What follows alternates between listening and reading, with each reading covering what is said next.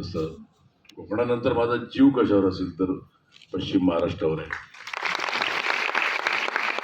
आणि आज आनंद होतोय की जयसिंगपूर म्हणजे काय झालंय, हळूहळू टेलिव्हिजन किंवा या वेब सिरीजमुळे ना हळूहळू आमच्या पश्चिम महाराष्ट्रातली सेंटर्स कमी झाली आहेत.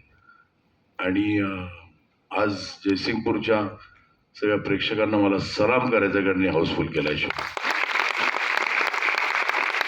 कारण किती झालं तरी नाटकच जगणार आहे. सिनेमाचं मरण आता अटळ आहे 2 वर्षात, आणि ते AI येऊन सिनेमाची कम्प्लीट वाट लावणार आहे, पण नाटकाला मरण नाही. आणि तुमच्यासारखे प्रेक्षक जोपर्यंत आहेत तोपर्यंत नाटकाला मरण नाही.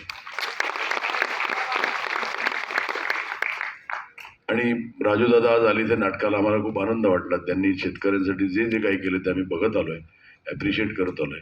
निस्वार्थी एक खासदार आम्ही बघितलेला आहे, आणि त्या नाटकाला आले याचा खूपच आनंद असावं. तसं एक हे थिएटर मिळालं आणि आम्ही नकळत तिथे खेचले गेलो.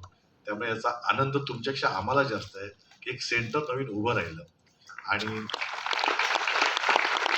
दुसरं म्हणजे राजू दादांबद्दल, जर तुम्ही आम्हाला क्वचितच स्क्रीनवर बघता, तसं आम्ही देखील आता क्वचितच स्क्रीनवर किंवा बातम्यांमध्ये बघत होतो. आज बाजूला प्रत्यक्ष उभे आहेत, बाजूला उभे आहेत, याचा एक वेगळा आनंद आम्हाला आहे. जी गोष्ट जी लोक मेहनतीने काम करतात, पुढे येतात, त्याचा नक्कीच आपल्याला अभिमान असतोच. तुम्हाला असणार, कारण ते या विभागातले आहेत. आम्हाला आनंद आहे की आमच्या पश्चिम महाराष्ट्राचे. धन्यवाद. मी राजू सरांना विनंती करतो की त्यांनी 2 शब्द.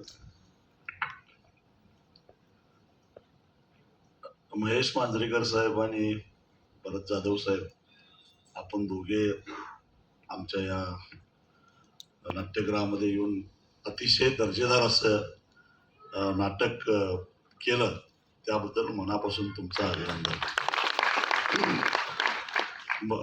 चित्रपट वगैरे बघायला फार संधी कमी मिळते आम्हाला, पण आज आवर्जून तुमच्या दोघांचं नाटक आहे म्हटल्यानंतर मी आलो. खरं तर मी सकाळी मुंबईहून निघालो होतो, पोलिसांनी रात्री उशिरा सोडलं, मी सकाळी निघालो, 6 वाजता घरी आलो आणि 6:30 वाजता तयार होऊन आपल्या नाटकाला आलो. त्याचं कारण तुम्हाला दोघांना जवळून बघायचं होतं. आणि महेश मांजरेकर साहेब फार वर्षानंतर रंगभूमीवर काम करतायत म्हटल्यानंतर तुमचे सगळं मी फर्निचर बघितलंय, सगळं बघितलंय. माझा मुलगा समोर बसलाय, तो जबरदस्तीनं मला घेऊन गेलेला होता, आणि मला बघायचं म्हणजे रात्री 12 नंतरचा शो बघायला लागतो. तरी पण त्यानं दाखवलं. नाना पाटेकरांचा नटसम्राट बघायला सुद्धा असंच त्यानं मला रात्रीच नेलेलं होतं उशिरा. हा, गणपती गवडे तर माझा आवडता पिक्चर. तर आम्ही काही जिंदाबाद मुर्दाबाद वाले असलो तरी आमच्यातही एक माणूस आहेच. आणि तो कधी कधी त्याला अशी वाट मोकळी करून द्यायला संधी मिळत असते. गेल्याच महिन्यामध्ये आम्ही या सभागृहाचं उद्घाटन केलेलं होतं, आणि त्याच्यानंतर बरीचशी नाटकं झाली असतील मला वाटतं, पण हा दुसराच आहे का. मग एक चांगला जयसिंगपूरकरांना एक चांगले नाट्यगृह उपलब्ध व्हावं. आणि मला सुद्धा असं वाटतं की चित्रपट हे कृत्रिम वाटतं, परंतु जिवंतपणा असतो तो नाटकामध्ये असतो, आणि तो त्याच्यामुळं एक प्रेक्षकाची सुद्धा एक दृष्टी तयार होते, एक दृष्टिकोन तयार होतो. आणि जवळून आपण जो विषय तुम्ही मांडतात त्यात प्रेक्षक सुद्धा सहभागी होत असतात. आणि त्यामुळं नाटकं ही जगली पाहिजेत, नाटकं वाढली पाहिजेत. आणि तुम्ही मगाशी म्हटलं तसं हेच टिकाऊ आहे, आणि ते टिकवण्याचं किंवा ते सांभाळण्याचं आम्ही नाट्यरसिक नेहमीच प्रयत्न करू. इथून पुढे सुद्धा त्याच्या चांगली दर्जेदार नाटकं या ठिकाणी या सभागृहामध्ये होतील, आणि तुम्ही सगळ्यांनी प्रयत्न करा. आम्ही जमेल तेवढा मदत करण्याची भूमिका घेऊ. धन्यवाद. खरं तर कलाकारांबद्दल फारशी माहिती नसते आपल्याला, तर त्यांच्या पॉडकास्टमधून जेवढी आपल्याला माहिती कळते, पण त्याच्या पलीकडची पण काही कलाकार असतात. म्हणजे मी आवर्जून उल्लेख करेन, कारण मी ही संधी सोडणार नाही आहे. 2002 साली एखाद्या नवीन मुलावर विश्वास ठेवून सही नाटकाचे प्रयोग करायचे, आणि मला पश्चिम महाराष्ट्रामध्ये नाट्य संयोजक म्हणून जी प्रतिष्ठा मिळाली, म्हणेन जो मान मिळाला, भरत जाधव.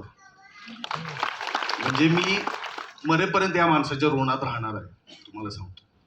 दुसरी गोष्ट, महेश सर, आपण वेगवेगळ्या इव्हेंटला खूप वेळा भेटलोय. माझी कधी सिद्धार्थनं तुमच्याशी ओळख करून दिली आहे, कधी जितू जोशीने दिली आहे, पण माझी संजय मोनीने दिलेली ओळख करून दिलेली तुम्हाला सांगतो. मी हमतो तेरे आशिक या नाटकाचे साधारण 2004-2005 प्रयोग करायचो. तेव्हा दौरा ठरवण्यासाठी म्हणून मी हॉटेल जिप्सीला आलो होतो आणि तुम्ही तिथं होता. तुम्हाला मी खूप फॉलो केलं सर. तुम्ही जेवढ्या केसांच्या स्टाईल केल्यात त्या सगळ्या मी केल्यात. मी तुम्हाला फोटो काढून प्रूफ पण पाठवेन सगळे. आणि मी लक्षात राहीन इथपर्यंत आपण काम नाही केलेलं, पण मी तुम्हाला खूप फॉलो करतोय कितीतरी वर्षापासून. तर संजय मोनेने ओळख करून दिली तुमची माझी अशी की हा सांगलीचा महेश मांजरेकर, अशी ओळख माझी झाली होती. आणि इथं काही बसलेल्या सांगलीतून आलेल्या लोकांना सुद्धा माहिती आहे की मी खूप केलं. आणि मला आज खरं तर सॉरी टू से, म्हणजे तुमचा वेळ घेतो 2 मिनिटं, माझ्या भावना ह्या कधीतरी ह्या व्यक्तीपर्यंत पोहोचवणं गरजेचं होतं. आणि ह्या माणसाला माणूस म्हणून किती चांगला हे तुमच्यापर्यंत पोहोचवायचं होतं. मी तुम्हाला खरं सांगतो, ही नवीन लोकांवरती विश्वास ठेवणारी ही 2 दिग्गज लोक आहेत. म्हणजे कदाचित शिवानी मॅमला पण तो अनुभव आला असेल. तर कडकडून टाळ्या वाजवा ह्या लोकांसाठी. म्हणजे ह्या पश्चिम महाराष्ट्रात सगळीकडे वाजवतात. मला जेवढा वेळ तुम्ही टाळ्या वाजवा तेवढा आवडेल.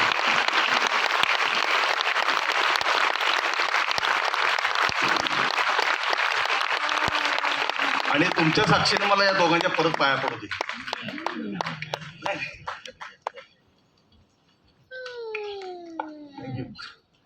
थँक्यू. आणि हे सगळं मला जे व्यक्त व्हायला मिळतं हे 2 आहेत की ज्यांचा अलीकडे संबंध आलाय, पण तेवढ्याच हक्कानं माझ्याशी ते वागतात. मी त्यांच्याकडे हट्टानं करतो.